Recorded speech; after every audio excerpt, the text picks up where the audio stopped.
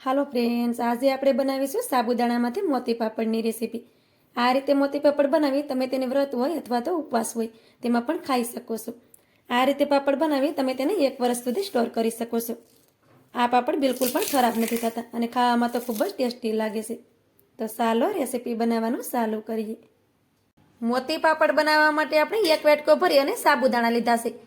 આ રીતે સાબુદાણાને આપણે કાચા જ લેવાના છે. સાબુદાણાને મેં કપડાથી સારી રીતે લૂછી લીધા હતા અને પસી લીધા છે. હવે આપણે મિક્સરનું જાર લેશું અને સાબુદાણાને તેમાં નાખી દેવાના છે. હવે આપણે ઢાંકણ ઢાંકી અને પીસી લઈએ. સાબુદાણાને આપણે સારી રીતે પીસી લીધા છે.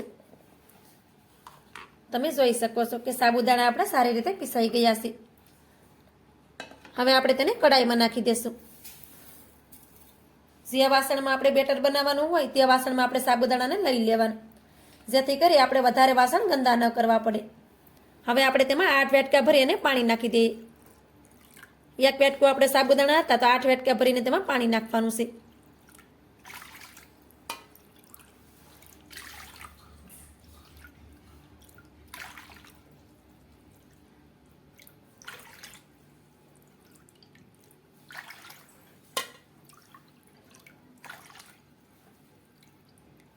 આપણે 8 વાટકા પાણી નાખ્યું છે તેમાં.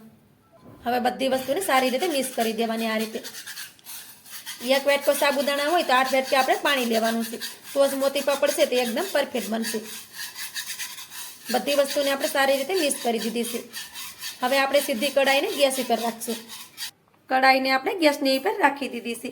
ગેસની ફ્લેમને પણ આપણે ચાલુ કરી દીધી છે. હવે તેમાં આપણે સ્વાદ પ્રમાણે સેંધા મીઠું નાખી દઈએ, જેથી કરી આ આપણે પાપડ છે તે કોઈને વ્રતમાં ખાવા હોય અથવા તો ઉપવાસમાં ખાવા હોય તો પણ ખાઈ શકીએ. તો આ રીતે આપણે હલાવતા રહી અને બેટરને પાકવા દેવું, જેથી કરી તેમાં કોઈ ગાંઠા ન પડે. જેમ જેમ આ બેટર પાકતું જાય એમને આ બેટર છે તે ઘાટું થતું જાય. બેટરને આપણે જેમ જેમ પકવતા જઈએ છીએ એમ બેટરને તમે જોઈ શકો છો કે બેટરનો કલર પણ ચેન્જ થતો જાય છે. આપણે તેને મીડિયમ ફ્લેમ પર જ પકવવાનું છે, કેમ કે સાબુદાણા આપણે કાચા લીધા છે. તો મીડિયમ ફ્લેમ પર આપણે તેને પાકવા દેશું તો સાબુદાણા સારી રીતે પાકી જશે. તો આ રીતે હલાવતા રહી અને તેને પકાવશું. આ બેટરને પાકતા 10 મિનિટનો સમય લાગશે અને બેટર બની અને રેડી થઈ જાય છે. બેટરને આપણે હલાવતા રહી અને 10 મિનિટ સુધી પાકવા દીધું છે. તો આ રીતે કિનારે તમે જોઈ શકો છો કે બેટરમાં આ રીતે પોપડી પડી ગઈ છે, કેમ કે આપણું બેટર એકદમ પરફેક્ટ છે. આ રીતે પોપડી પડી જાય તો બેટર આપણું એકદમ પરફેક્ટ હોય. તમે જોઈ શકો છો કે આ રીતે પોપડી પડી ગઈ છે, કેમ કે બેટર આપણું એકદમ પરફેક્ટ બની ગયું છે. હવે આપણે ગેસની ફ્લેમને બંધ કરી દઈએ. બેટરને આપણે થોડી વાર માટે ઠંડુ કરી લઈએ. બેટર આપણું સારી રીતે ઠંડુ થઈ ગયું છે. પહેલાં આપણે બેટર ગરમ હશે ત્યારે થોડું પતલું દેખાશે, પણ તે ઠંડુ થઈ જશે તો આ રીતે ઘાટું થઈ જશે. તમે બેટરને જોઈ શકો છો. બેટરને આપણે પૂરું ઠંડુ કરી લેવાનું, કેમ કે આપણે આ પાપડ છે તેને આપણે પ્લાસ્ટિકની શીટ ઉપર સૂકવવાના છે. તો ગરમ ગરમ આપણે પ્લાસ્ટિકની શીટ ઉપર સૂકવશું તો તે આપણને નુકસાન કરે છે. તો બેટરને પૂરું ઠંડુ કરી લેવાનું. હવે પાપડને આપણે કલરવાળા બનાવવાના છે. તો તેના માટે આપણે 3 વાટકા લઈ લેશું. 3 વાટકામાં આપણે થોડું થોડું બેટર નાખી દઈએ. તો આપણે આ 4 કલરના પાપડ થાય. તમારે એકલા વ્હાઈટ પાપડ બનાવવા હોય તો પણ તમે બનાવી શકો.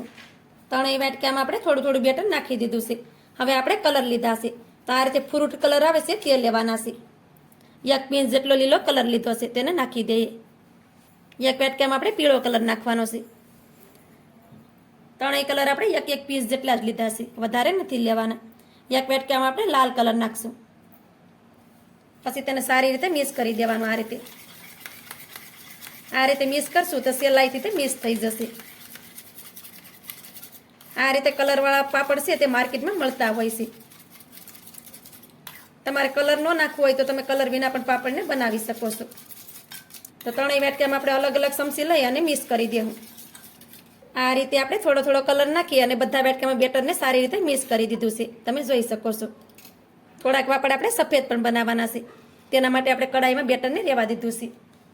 હવે આપણે આ રીતે દૂધની થેલી આવે છે તે લઈ લેવાની. તેને આપણે આ રીતે ગ્લાસમાં રાખી દેવાની. પછી તેમાં આપણે બેટરને નાખી દેશું. થેલીમાં આપણે બેટરને નાખી દીધું છે. પછી તેને આપણે આ રીતે કોનનો શેપ દઈ દેવાનો. ઉપર તમારે રબડ લગાવવું હોય તો પણ તમે લગાવી શકો, અથવા તો આ રીતે પકડી લેવાનું. તો પહેલાં આપણે લાલ પાપડ બનાવી અને રેડી કરી લેશું. તો હવે આપણે તેના પાપડ બનાવી લેશું. પાપડને સુકવવા માટે આપણે પ્લાસ્ટિક શીટ લીધી છે. હવે આપણે થેલીને થોડીક આ રીતે કાપી લેશું. તો આ રીતે કાતરથી થોડુંક જ કાપવાનું છે, વધારે આપણે નથી કાપવાનું, કેમ કે આપણે આના મોતી પાપડ બનાવવાના છે. હવે આપણે આમાંથી પાપડ બનાવીશું.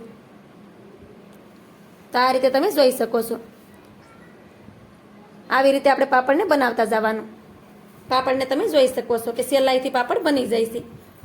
તો હવે આપણે આ જ રીતે બધા પાપડને બનાવી અને રેડી કરી લેશું. આ રીતે આપણે 4 કલરના મોતી પાપડ બનાવી અને રેડી કરી લીધા છે. હવે તેને આપણે 2 દિવસ માટે પંખાની નીચે રહેવા દઈએ, જેથી કરી આપણા પાપડ છે તે સારી રીતે સુકાઈ જાય. તો પાપડ સુકાઈ જશે પછી આપણે આગળની પ્રોસેસ કરીશું.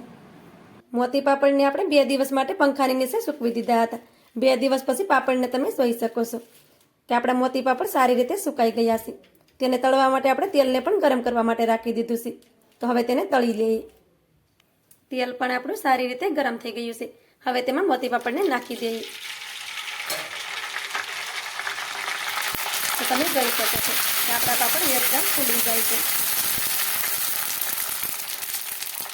મોતી પાપડને તમે જોઈ શકો છો કે પાપડ આપણા સારી રીતે ફૂલી ગયા છે. હવે તેને કાઢી લઈએ. આ રીતે મોતી પાપડ બનાવી તમે તેને વ્રત હોય અથવા તો ઉપવાસ હોય તેમાં પણ ખાઈ શકો છો. આ રીતે મોતી પાપડ બનાવી તમે તેને 1 વર્ષ સુધી સ્ટોર કરી શકો છો. આ મોતી પાપડ બિલકુલ પણ ખરાબ નથી થતા. ખાવામાં તો ખૂબ જ ટેસ્ટી લાગે છે. તમે જોઈ શકો છો કે મોતી પાપડ આપણા ફૂલી ગયા છે. હવે તેને આપણે એક ડીશમાં લઈ લઈએ. હવે આ જ રીતે આપણે થોડાક પાપડ તળી અને રેડી કરી લઈએ. આ રીતે આપણે થોડાક મોતી પાપડ તળી અને રેડી કરી લીધા છે. મોતી પાપડને તમે જોઈ શકો છો કે એકદમ ક્રિસ્પી બન્યા છે. તો આ રીતે મોતી પાપડ તમે પણ ચોક્કસથી બનાવજો. તેમાં તેલ પણ બિલકુલ પણ નથી રહેતું. તો મારી આજની રેસીપી તમને સારી લાગી હોય તો લાઈક કરી કોમેન્ટ કરી દેજો. ચેનલ પર નવા હોય તો ચેનલને સબસ્ક્રાઈબ કરવાનું ભૂલતા નહીં. તો મળીએ એક આવી જ નવી રેસીપીની સાથે. ત્યાં સુધી બધાને જય માતાજી.